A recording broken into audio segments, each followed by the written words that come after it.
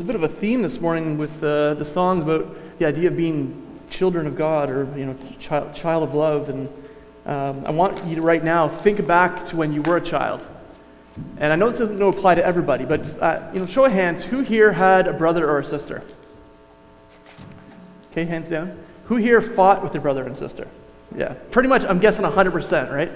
And usually over something stupid, right? Just like you're on my side of the couch, or he's touching me, or she's touching me, or I want that toy. No, I don't want this toy anymore. I want the toy you got. That kind of a thing. But in our family, it wasn't always that bad, but it would tend to escalate. I would do something to my brother, he would do something back to me, I'd do something back and forth.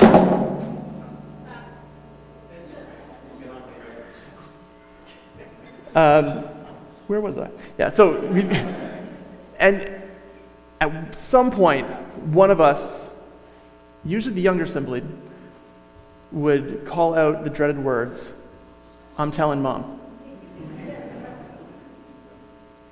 It was always a trump card. I'm telling Mom, and then whatever you've done, you realize I'm in trouble. I've gone too far. They've used the trump card, and I'm going to be in trouble. Oddly enough, it was never "I'm telling Dad." It was always "I'm telling Mom." I do remember hearing "Wait till your father gets home," but it wasn't for my brother or sister. So we also had. I don't know if you did this one. Did you ever hear the argument with your friend, "My dad could beat up your dad"? I remember a kid challenging me to that when he was actually one of my best friends, but he's just like, "My dad could probably beat up your dad." And I couldn't picture my dad in a fight. I just look at him thinking he's probably right.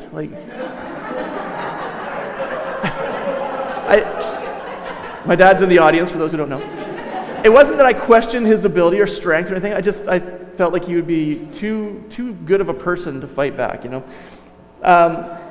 So anyway, I looked at him. I said, "Maybe, but my dad's smarter than your dad." It doesn't really work anymore, does it?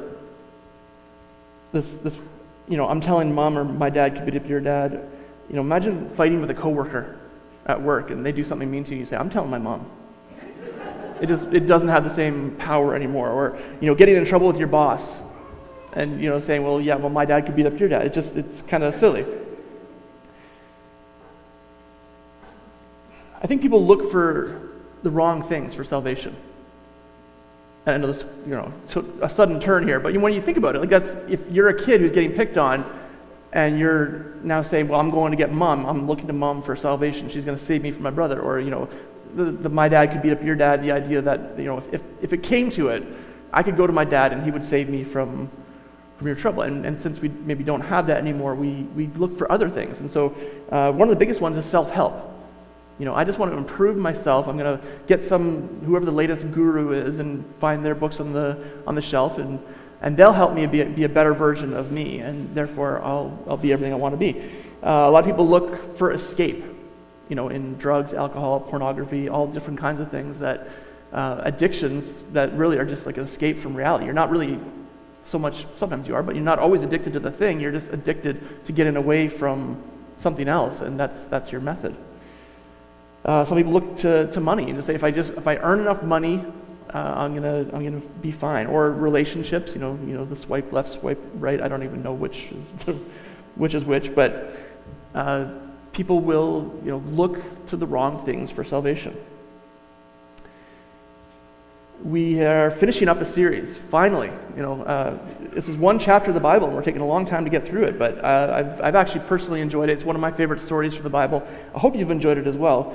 This is a series called Giant, story of David and Goliath, and it's probably one of the most well-known stories from the Bible, certainly in the world. And Hollywood loves this theme. They take the underdog football team, someone who could never beat the juggernaut, and somehow they manage to win. I think a lot of times Hollywood gets it wrong. They do more the self-help method. If you just believe hard enough or strong enough, you're gonna do it. And a lot of times we take that into this story of the Bible and say, I need to be more like David, but that's really missing the point. First week we talked about it. We said there was only one giant on the battlefield. Most people think it's Goliath, but it wasn't. It was actually God. And everyone, with the exception of one young man, looked at the field and they saw the giant on the other side. Everyone on the Philistine side thought, by the way, I think the proper pronunciation is Philistine. Like you put the emphasis on the different syllable. Philistine, but I can't do it. I can't do it. That's an aside. So if you're bothered by me mispronouncing Philistine, talk to me after, but I can't help it. I have to say Philistine. So everyone on the Philistine side was looking at the giant. Everyone on Israel's side, including Saul, the king, was looking at the giant without realizing that like hovering over the entire scenario was the Almighty God, and only one person was able to see that, and that was David. And so the second week we looked at the fact that looking at David's life, God seeks out and strengthens those who have sincere hearts for him. Last week we realized that God uses yesterday's struggle to prepare you for today's opportunity. You know, we looked at the fact that David had fought lions and bears in the past, and God used that to prepare him for this moment where he was going to put him on the main stage and say, you know, big things are going to happen in your life. Saul, Eliab, the older brother, all of Israel, they only saw the giant, and they were looking for someone to save them, and they were looking for a warrior, someone with a sword and a spear. But God saves not with a sword or spear, but with the sound of his name. God saves not with a sword or a spear, but with the sound of his name. And that's the message we're going to get from the rest of this chapter. So today's the big day. I mean, people have been waiting for this moment. When is Goliath finally going to get it? Today's the day. So we pick up where we left off last week. 1 Samuel chapter 17, verse 40. It said he picked up, this is David now. David has convinced Saul. This is sort of like the recap for those who weren't here. You know, last time on David and Goliath, David has convinced Saul to let him go forward. I mean, he's just a young man, teenage boy probably, and short of stature, you know, kind of handsome, kind of good looking, but not somebody you'd look up to and say, that's who I want to fight, a giant. But David convinced him, says, you know, God's used me in the past to fight other things, lions and bears, and finally Saul says, okay, you know, God be with you, go do it. And so David picked up 5 smooth stones from a stream, and he put them into a shepherd's bag. And then, armed with only a shepherd's staff and a sling, he started across the valley to fight the Philistine. Even given the fact that he's a man of faith, this just takes incredible guts. I know a lot of you are soldiers. I can't imagine what it's like to go to be on deployment, to know that you're in an area where someone might shoot at you. It boggles my mind. And here, David is like standing across the field, but still face to face with somebody who is gigantic, and he's about to go into, you know, basically hand-to-hand combat. It's incredible to me that this young man had the faith to do this. And so in that regard, yeah, we want to be more like David. We want to be people of faith who step forward, not in our own strength, but in God's strength, which is what we'll discover here as we go. Goliath, who's been, you know, for 40 days issuing this challenge, send somebody out here to fight me. You know, we don't all have to die, just one-on-one, and whoever wins that battle wins the whole thing. So all you soldiers over there who don't want to die, send forward one person. If they win, we'll be your slaves. If we win, you'll be our slaves. It's really not that different than being under King Saul anyway. You'll just be under king, whoever the Philistine king is. And so finally, someone comes forward, and Goliath had been waiting for this moment. He walked out toward David with his shield bearer ahead of him, sneering in contempt at this ruddy-faced boy. By the way, we're not quite sure what the word ruddy means. A lot of people think it means red or like red-blooded. Could be, you know, red hair or something like that. It's just simply a word to describe David. I kind of like the translation that he was red-blooded. You know, just like this. Maybe he's kind of red-faced and, you know, excited about what he's doing here. But Goliath looks at him and he sneers in contempt. You know, he's expecting Saul, to be honest. Saul was the giant of the Israelite side. He was a foot taller than everybody else. He's the main guy. He's the king. He's the one who should be going forward. At the very least, it should be, if not Saul, you know, the second in command. You know, who's the general? Who's the best fighter you have to put forward? Not this little runt. And so Goliath's kind of offended. You know, he's been waiting for this moment. This is his time to shine, and they send out a boy. He says, "Am I a dog He roared at David that you come at me with a stick. He didn't actually see the sling, which is probably not good for him. All he sees is that he's got a shepherd's staff. And he thinks, you're just going to come at me. And at first when I read this, I was like, oh yeah, cool. He thinks he's, with a stick, like he just wants to toy with me. And then I realized, oh no, he's actually meaning like you beat a dog with a stick, because it was a nasty time. And we wouldn't do that today, but that's what they did back then. And he thinks, you're just going to come at me like I'm some kind of dog? I've got a sword, I've got a shield, I've got a spear, I've got all kinds of weapons here, I've got armor, and you've got a wooden stick. And he's offended. He cursed David by the names of his gods. Come over here and I'll give your flesh to the birds and wild animals, Goliath yelled. I mean, he's got the trash talk down here. And so he's got this challenge and he issues it. And David replied to the Philistine. See, the other thing here I looked at is I thought, this seems like doubly unfair. Goliath challenged everybody to a one-on-one battle. And what does it say? Goliath walked up toward David with his shield bearer ahead of him. So right away, David could cry foul. He could say, hang on, you said one-on-one, this is two-on-one. But then I realized, actually, David has a different view.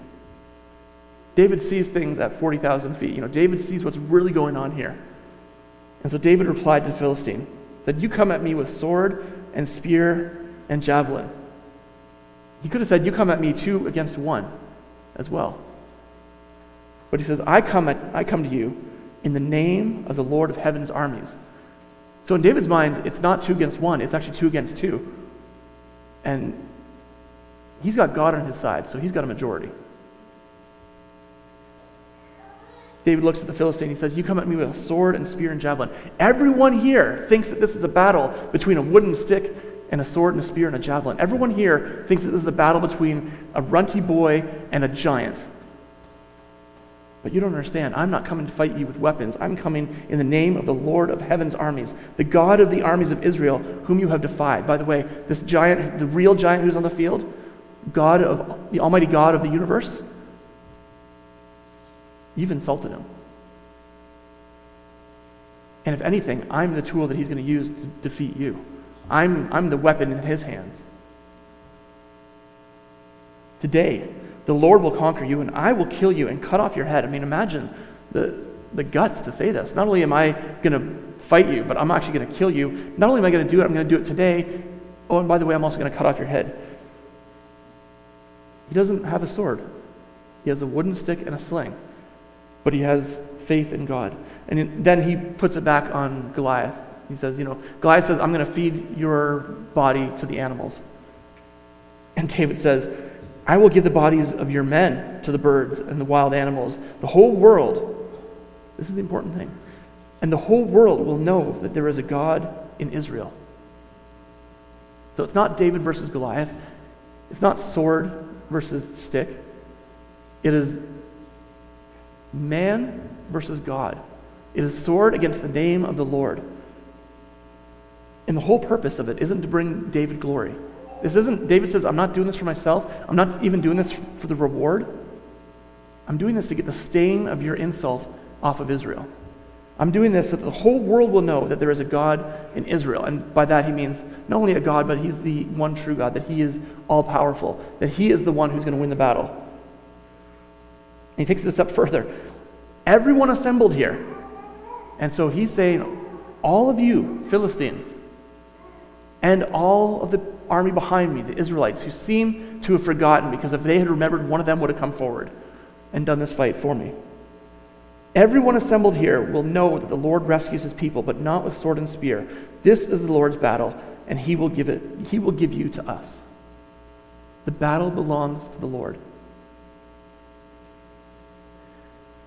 And I kind of struggled with that this week. As I was preparing, I was doing all the study, I was trying to say, okay, so what's the main point? What's the big idea here?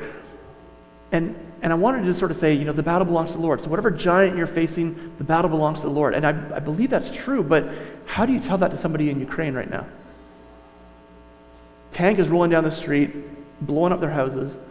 I don't even know all the details of what's going on. I know they're trying to blow up a nuclear factory, which seems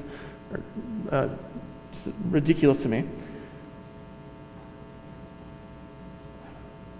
I don't want to come to somebody who's facing that. I don't want to come to somebody who's facing a battle with cancer and just give you like a platitude. Don't worry, battle belongs to the Lord. It's like, well, can you give me something more than that?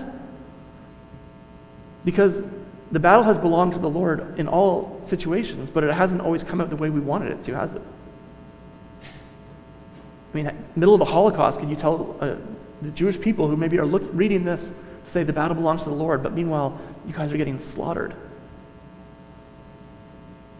And so we have to recognize God is sovereign, and we don't always understand God's ways. And I truly believe that the battle belongs to the Lord no matter what. I truly believe that God allows things to happen for his purpose. And maybe he doesn't plan things. Maybe he doesn't say, I want this to happen, but he lets things happen. I mean, that's a whole other conversation. But I do believe God is sovereign. And I also believe that God is good. And so if we knew everything God knows, we would be happy with the way God lets things work out. And again, that's hard for us to understand when you're in the middle of a battle that you feel like you're losing. And the only way I can really make it right in my mind, to give people an answer that I think makes the most sense long term, is to recognize the biggest battle. And I talked about a little bit about this the first week, the battle that God has fought on our behalf with Jesus. That Jesus died for our sin. I mean, all of us are fighting a battle, and it's bigger than a giant. It's bigger than a country. It's bigger than missiles. It's bigger than cancer. No matter what it is, the biggest battle that any of us will ever have to fight, that any of us would have had to fight, would be the battle against our sin. But God did it for us. Jesus died on the cross for our sins. He fought that battle. He defeated death. He rose from the dead. And that's really all we need to know. So this is the Lord's battle, and he will give you to us. David believes in this moment that God is going to give Goliath to him. So as Goliath moved closer to attack, David quickly ran out to meet him. I mean, he's not shy about this. He's not holding back. He's ready to go to war. Reaching into a shepherd's bag, taking out a stone, he hurled it with his sling and hit the Philistine in the forehead, and the stone sank in. Now, archaeologists have found, not too far away from here, where the tribe of Benjamin was. And the tribe of Benjamin was specifically known for its slingers. You know, they were known, 700 people who could shoot at a distance and not miss, is what the Bible tells us. And they found stones there, they were all like a similar size, about the size of a tennis ball or a billiard ball. And so that's what probably the size of a stone that David is hurling. And a lot of us, if you think slingshot like this, it's not the right idea. Okay, it's a piece of material, probably leather or wool. You put the stone down on the end, and you swing it, and you let it go. And most of them say you don't even have to do this. It's more like a once around, and you let it rip. You just let it go, and they could shoot these things about as fast as we're supposed to drive on the highway. 100 kilometers an hour. That's how fast this stone is flying towards Goliath's head. And so the stone sank in. I mean, it just right in. Direct hit. I guess, I don't know where it hit him exactly. I think other translations say in the temple. Whatever it is, the stone goes right into his skull. Sorry if there's children in the audience. And Goliath stumbled and fell face down on the ground. And it struck me here, the term, face down. Because that's a posture of worship. Also a posture of being hit in the head with a stone, but see, Goliath had a problem. He refused to recognize God as the one true God. In fact, he came out and he insulted the God of Israel. And he believed in his own gods, and he's cursing David by the names of his own gods. But in the end, he falls face down. And so all of us have that option to us. To fall face down in worship, or to fall face down in death. Philippians chapter 2 tells us that every knee will bow, and every tongue will confess that Jesus Christ is Lord. So at some point, hopefully for many of us years from now, we're going to come face to face with the living God. And every single person will fall face down. Every single person will kneel. Every single person will recognize that Jesus Christ is Lord. Some of us will do it with joy because we've been worshiping him for years. Some will do it with terror because they realize they've missed it. Goliath is the latter. Goliath stumbled and fell face down on the ground. In that moment, he finally realizes that there is a God in Israel. So David triumphed over the Philistine with only a sling and a stone, for he had no sword. Then David ran over and pulled Goliath's sword from its sheath, and David used it to kill him and cut off his head. What he said was going to happen, happened. And this is totally disgusting for us. This would be like desecration of a corpse. I think there's an actual crime that's added on top for a murderer if you do this kind of thing. But this is a different time, different era. And David is now going to hold up. For anyone else knows, maybe Goliath is fooling around. Maybe he tripped. But when David holds his head up, there's no more, and no question. David has won this battle. God has won this battle using David. And then there's more here, but I almost don't even need to read it. I'll go through it quickly. When the Philistines saw that their champion was dead, they turned and they ran. Then the men of Israel and Judah gave a great shout of triumph and rushed after the Philistines, chasing them as far as Gath and the gates of Ekron. They finally remembered what David wanted them to know, that there is a God of Israel, and he has given them the battle. So get up and go fight. The bodies of the dead and wounded Philistines were strewn all along the road from Sharem as far as Gath and Ekron. Then the Israelite army returned and plundered the deserted Philistine camp. And David took the Philistines' head to Jerusalem, but he stored the man's armor in his own tent. And again, this is kind of gross, but it's kind of like that's his trophy. And I thought it's kind of similar to a hunter who kills, like a 10-point buck and hangs the head on the wall. This is like, hey, I won the day. I did this thing. Some people also think maybe he sent it to Jerusalem at that time, which was still operated by the Philistines, to say, hey, your time's coming. Look what happened to your giant. I don't know. All I know is the Bible tells us this is what happened. As Saul watched David, this is a bit of a flashback now. As Saul watched David to go out to fight the Philistine, he asked Abner, the commander of his army, Abner, whose son is this young man? Now we have reason to believe he knew who David was, but he'd also made an offer that whoever goes to kill the giant, his family is going to be free from taxes.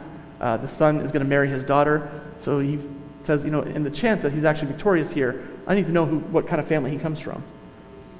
I really don't know, Abner declared. We'll go find out who he is, the king told him. As soon as David returned from killing Goliath, Abner brought him to Saul, with the Philistine's head still in his hand. Again, gross. Tell me about your father, young man, Saul said. David replied, his name is Jesse, and we live in Bethlehem. All of that is kind of anticlimactic.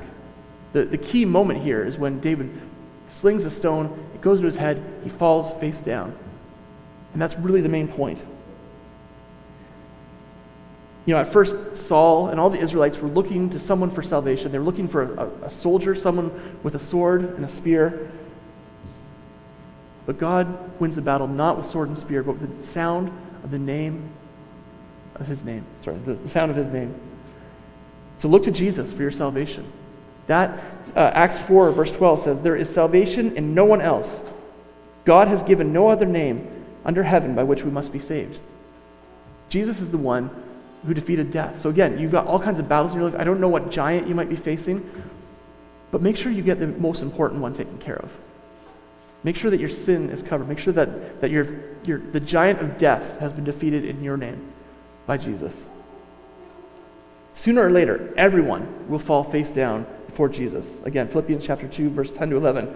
At the name of Jesus, every knee should bow in heaven and on earth and under the earth, and every tongue declare that Jesus Christ is Lord, to the glory of God the Father. All of us have the option to bow down like David or fall face down like Goliath. I hope you make the right choice. I hope you choose to bow down and worship now, so you can bow down and enjoy then. Let me ask our prayer team to come up.